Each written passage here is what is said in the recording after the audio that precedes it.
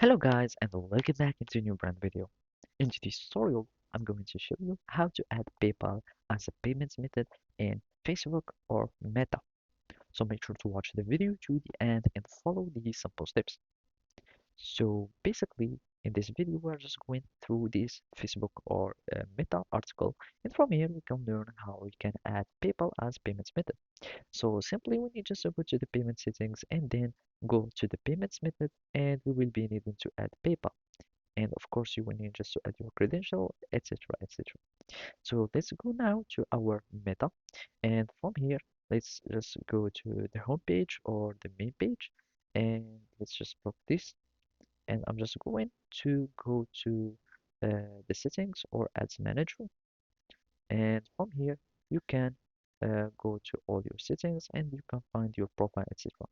What we are interested in is our ads manager, and from there we will need just to go to billing and payments.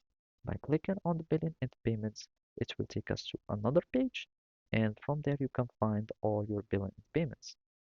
Of course, there are two options here. There is the payment settings and there is the payments activity or the billing activity. So what we are interested in, so let's just wait for the page to load, and from there we will need, and now we go to the payment settings. So simply we need now to go to the payments methods, and of course we will need to add the payments method. In our case we will be needing to add PayPal. So we click on add payments method, we wait for the page to load, and from here you can find all your business tax info, etc. We choose PayPal, and you can click on I have an add credits if you want, but now we click on next.